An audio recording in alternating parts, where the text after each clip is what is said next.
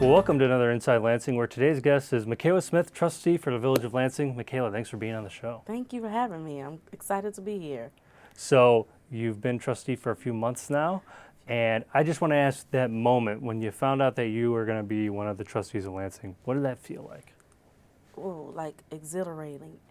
Imagine having like a bucket list and you have that last item on the list that you want to check off. That's how I felt, and I wanted to like go bungee jumping. And did you? No, because I'm too terrified of heights to do that. But But you wanted to. right, the feeling was just like, wow, really? And then I was like, I can't just stop here. Like, it's endless opportunities now to do. Like, you accomplished this, now you can accomplish the next. But I was not anticipating it the whole time. I always said, oh, it's a 50-50. Like, there's a good chance that I won't win, and then there's a good chance that I do. And I was okay with it being either, so. Well, that's great. We're glad that you're here.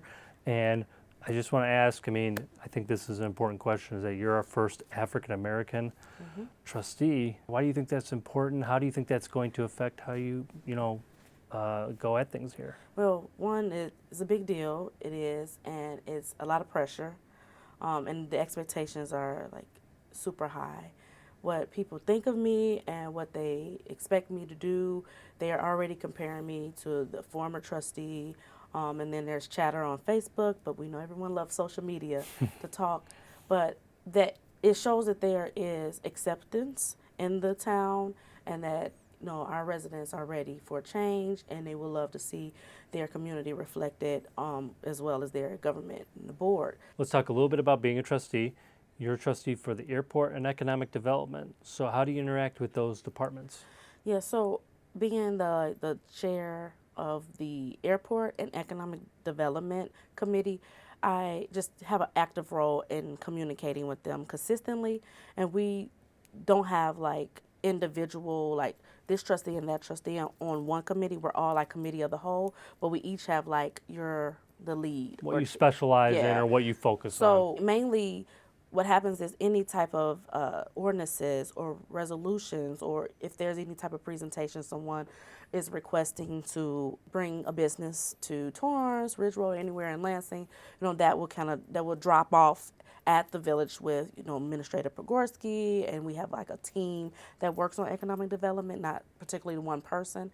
And then those items will be then, sent to me to review, look over if I have any questions, so that I can kind of pursue or lead it in, our meetings. But what I've been doing so far is I've met with both of my teams, went to the airport, I did a tour, and I'm actually going to do a tour of all of our, departments, even Public Works and the fire and police. Interesting enough to go out and see firsthand operations, what it is you guys do. Everyone passes this airport and is curious about it, including myself. And now that I'm a chair of it, I have to know, at least have an understanding, right? And aviation never was my lane at all. It's very new to it. So there's a lot to just learn and go over. I'll probably make another tour so then I can start connecting the dots. Because once you read things and then you see it visually, then it starts making sense. Starts to make sense. Right. Yeah. So that gives me more energy to read more. I've never read so many books about aviation and talked to so many people from Chicago aviation department. Like, I've reached out and said, can you please just give me a better understanding? Because we're regionally considered just an airport, but not like a O'Hare or Midway. Like, we don't do flights, like that. So one thing that people might not know is that you've had, I believe you have 2 double majors. Is that correct? yes. Do you want to talk a little bit about your education, the higher education you have, and the double majors, what they are? So going to school was a journey for me because most, freshmen go in and they know they want to be a teacher or they want to major in this. So I initially went in, I wanted to be a doctor first. Oh, okay. So it was pre-med, and then after the first semester, I switched and it was pharmacy, pre-pharmacy. Okay. And I took all the classes leading up to pharmacy school, so all the chemistries, all the biologies. And the competitiveness being at U of I was just so high that my chances of getting into a really good school, I really had to make a decision like, this is probably not, my way to go, and I didn't want to spend another 2 years in school.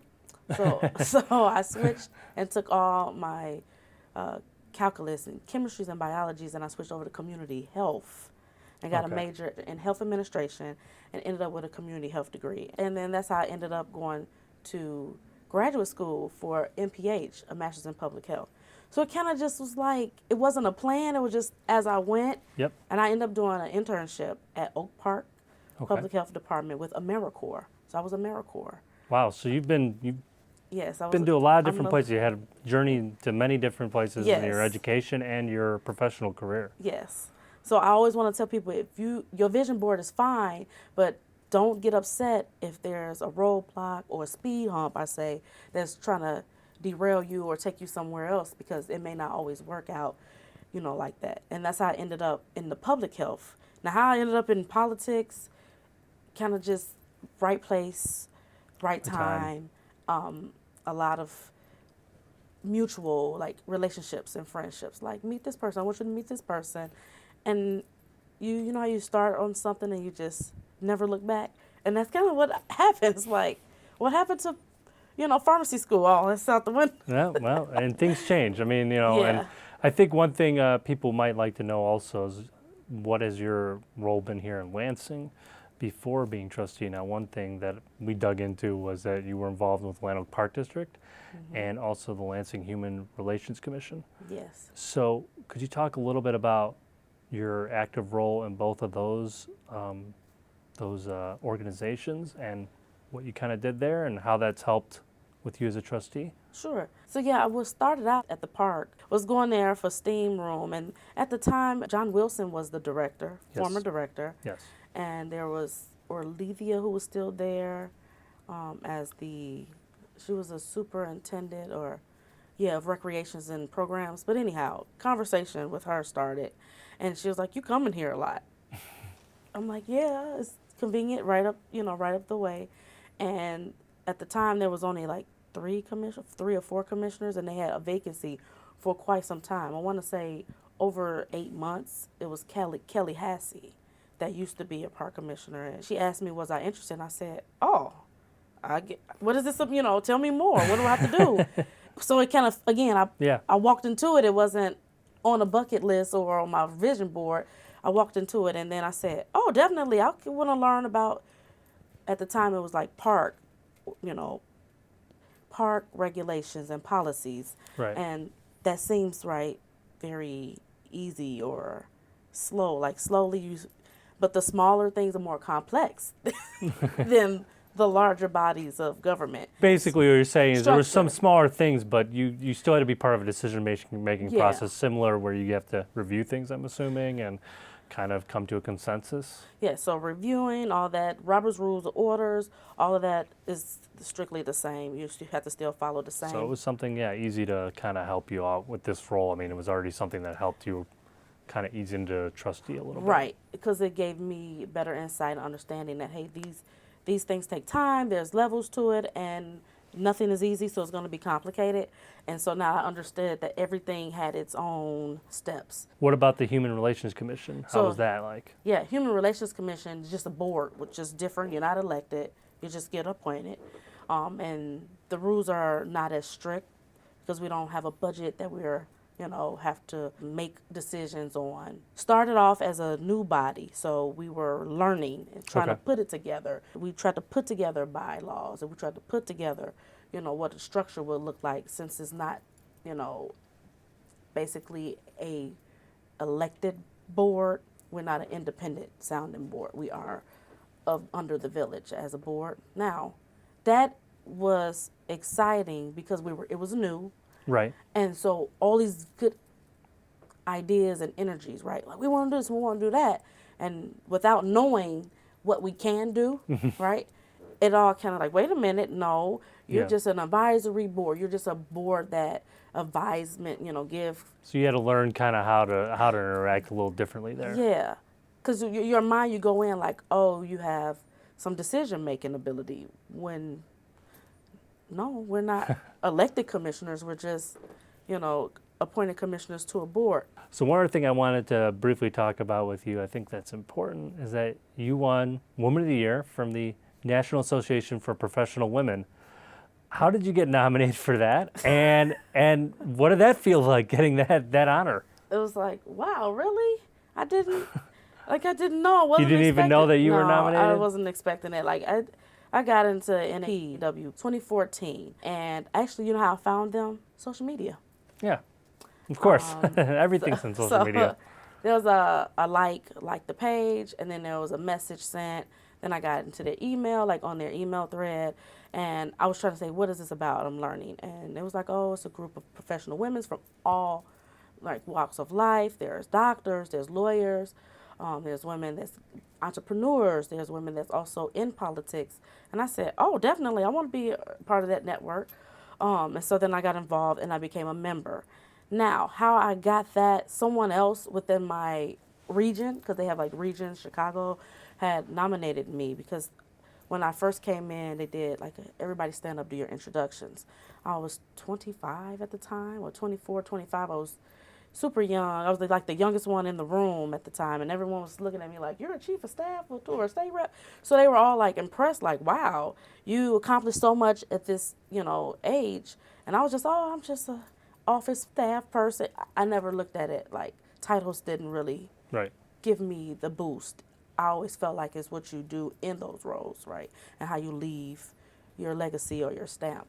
So I was like, oh yeah, I'll just work for, a state rep. There's plenty other, district directors or chief of staff, whatever titles they have. And they was like, no, but you're 25 and not a lot of people can get that. So one of the ladies in the group had nominated me. So when I received it, I was like, really? Yeah.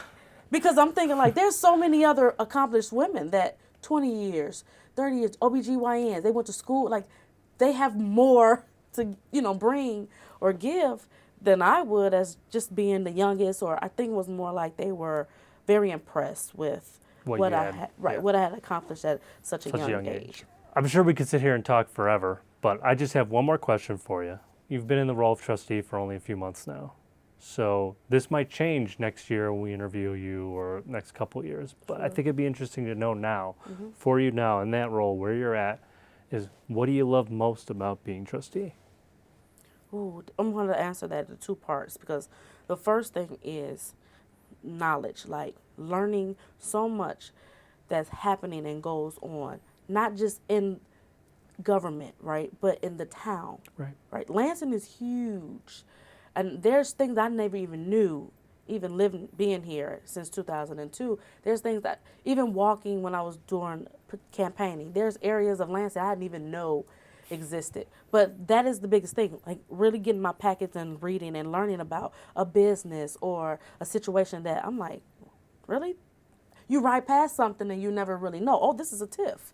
Or, your industrial areas, you ride past and you wonder, how did One Trick Pony get over by the Paxton area so those different things is just like eye-opening. I kind of look at it like my packets are encyclopedias. I like that. Second one is people, right? Getting to know people and actually meeting folks that don't necessarily actually live in Lansing or from Lansing, because there's a big population of people that have been here 30, 40 years, right? Lived here all their life. But there's also a population of people that don't necessarily live per se in Lansing, but they live nearby or at our friends next door, Indiana, but they prefer and they choose Lansing for their business, particularly on Ridge Road. Okay, we have a lot of business owners that don't necessarily live here, but they decided to choose Lansing to operate their business, and that is like so impressive to me, because it's like, thank you. I'm so grateful that you decided to come here and have your business here. Now let's get you over here to live. Ultimately, it's about the people. Yeah, it's about learning, and I want to expand beyond just being a sponge, absorbing as much as possible, because I want to be able to speak confidently and know what I'm saying. And I appreciate that we have sound, solid structure, knowledgeable people on the board with our administrator, Pogorski, of course the mayor. I just listen to them talk, and it's like, wow, I hope I get to your status in another 10, 20 years. And someday you might, right? Yeah. Well, Micaela, again, we'd just like to thank you again for being on the show. No, thank you. I appreciate it. And thank you for watching. We'll see you next time on Inside Lansing.